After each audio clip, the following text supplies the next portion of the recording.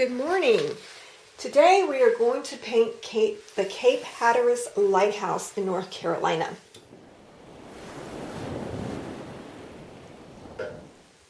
We are going to start with finding our horizon line.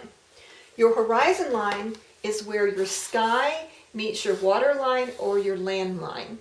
That's your horizon line.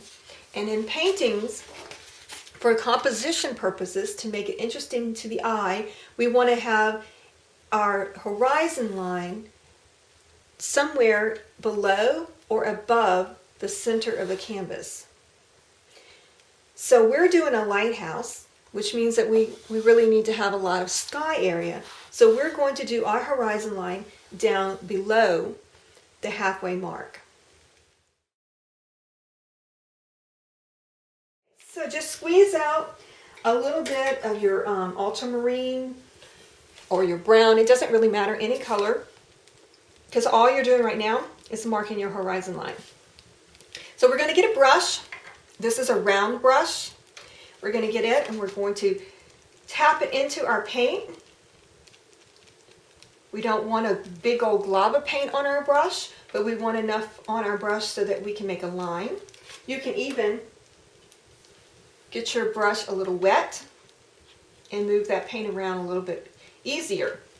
Now we're going to find our horizon line. We're just going to paint a line across our canvas on our horizon line. So we're going to go across about right here. And that's going to be where our water line is. It's very important to make your water line straight so that when your painting is hanging on the wall, it won't look like the water is falling out of your painting. So you can get a ruler and you can measure it if you feel you need to, but I do it just by eye. Your eye will always tell you. So you're just going to make a little land line there, or a little water line there, and then here's our little jut of land. About right there. And this is just to show where we need to stop painting when we do our sky. Nothing fancy. So we're going to start up here at the top of our canvas. And we're going to start with our darkest blue. And my paint has already started to dry up a little bit because it's been sitting there for a little while. And you're just going to clump.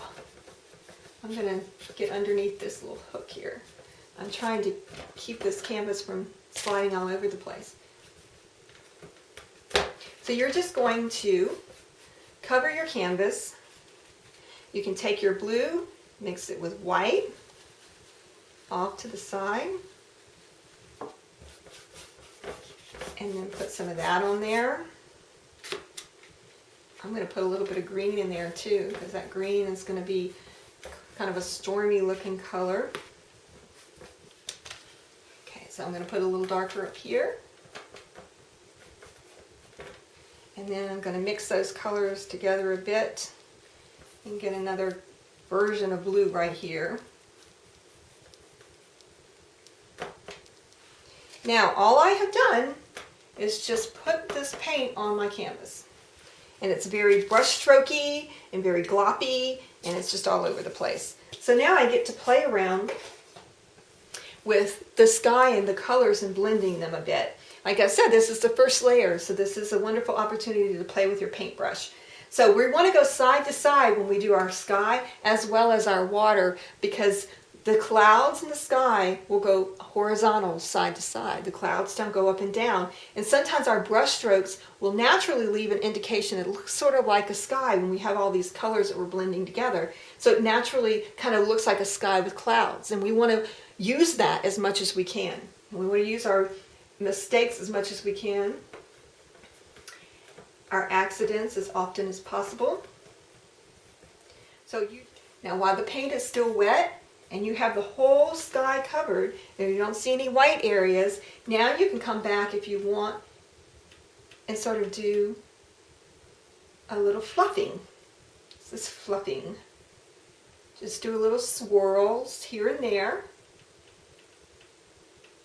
in the wet paint. Then again, drag your brush back and forth. Swirls. And the paint has to be wet to do this. Kind of swirl it around a little bit where colors meet one another. And then drag your brush back across.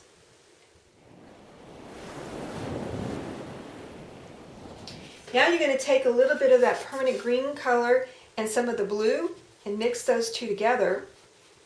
Blue and green make aquamarine. The kids in the class are always telling me that. They love that little saying. So we're going to make sort of an aquamarine color here. Pull in a little bit of white if you need to. There, you can see it. Okay, now where our water meets our sky, our horizon line, we're just going to come in and just make our water line. Now if you use, I call this walking your brush, use the edge of your brush, go across like this, and you're just walking your brush across. You get a nice line. And it's hard for me to tell how straight this is because I'm painting at an angle so that I won't be blocking the camera. All right. So now go back and forth, and again, you can add more blue as you go down a little bit lower. And decide where your beach line is going to be. Now remember, when the water rolls up on the beach, it comes in waves. So it's not a straight line. It's going to be nice and curvy. Some are going to come in further, some are going to come in shorter.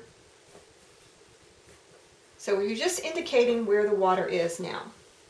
So now that you have your water area, and please pause this at any point where if you're not caught up to where I'm at, pause it and work and play with the paint.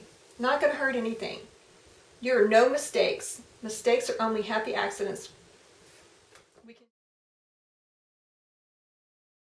So I'm going to take my brown and I'm going to pull in some white and make a dirt color. That's really the only colors we need right now. So now we're just going to paint in back and forth, just like we did with our water, just like we did with our sky.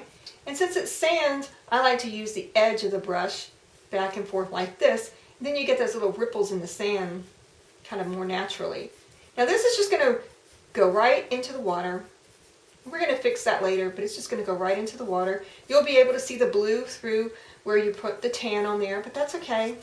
That's kind of what happens. The water laps up on the beach and you can see the beach through the water. Now cover your whole area. You can see over here, when I push my paintbrush down, a little bit of that blue comes in. That just is beautiful. That makes a little shadow area over there. So I'm going to use it to my advantage. Up here, we have our little land. You can make it a little darker if you'd like. We have our little land kind of jutting out here. And if you have to pop it into the sky, that's all right. And out here into the water, we have this little land bar. You can use a smaller brush for this if you need to. But we're not looking for perfection right now. We're just getting all those white spaces covered. White is intimidating. We don't want all that white. We want to be able to paint over the white and not have to look at it. Now, we have the whole canvas covered.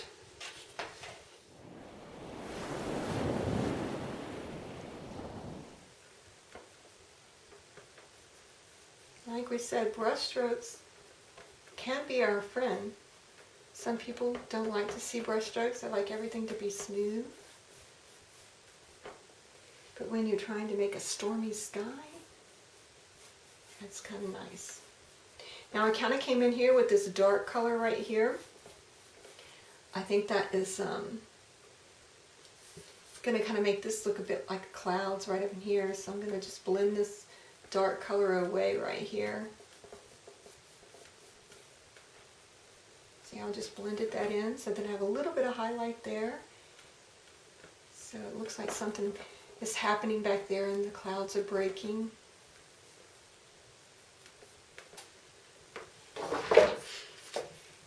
So I'm going to continue with this dark color down here. But right when I get almost to the horizon line, I'm going to leave that light.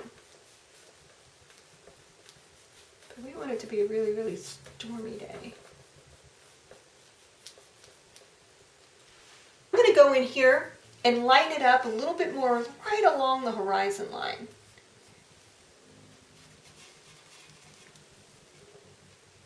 Just brighten the sky right along the horizon. It may be a storm, but there's light on the horizon. It's a better day on the horizon. So I'm just going to lighten that up.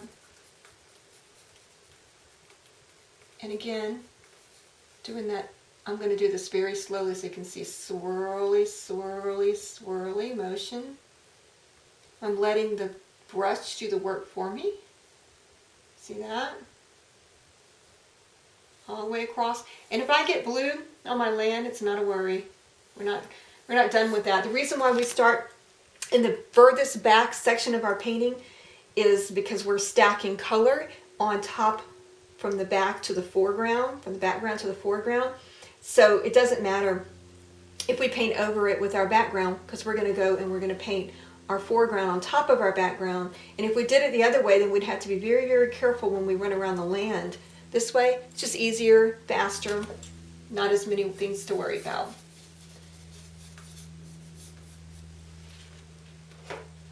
Now I'm even going to take a tiny bit of yellow and put it just right on my palette.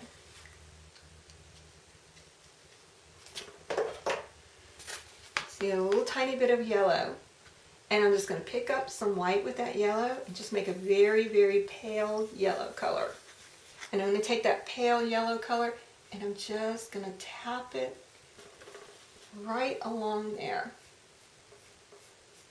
And I have a bit of blue in my brush, so it's going to kind of give it this kind of hazy green color.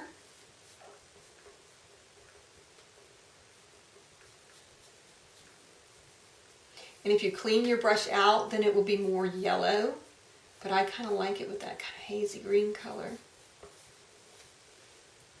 And I like that so much that I think I'm going to continue it above the land line right here and bring it up a little bit more over the ocean. So I kind of like that. It kind of looks like brighter moments are ahead. They're coming our way.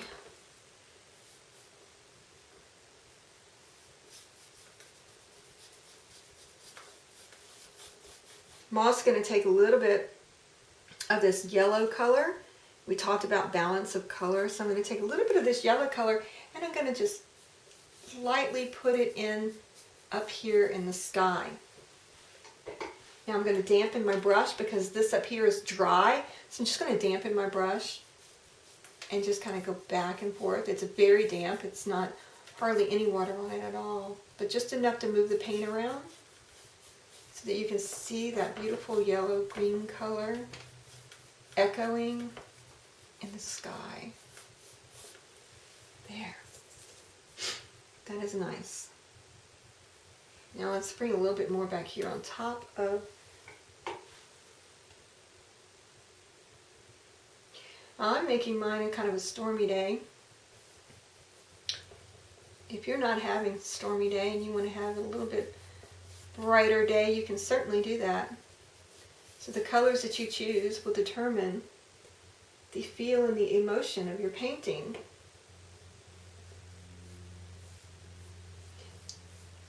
I see lighthouse paintings all the time where the sky is bright, beautiful blue.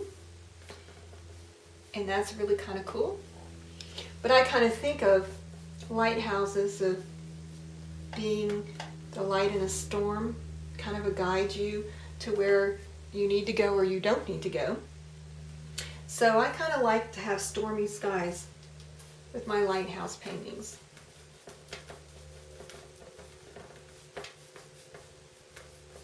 All right. Now you can pause this video and you can keep on working on your sky if you would like.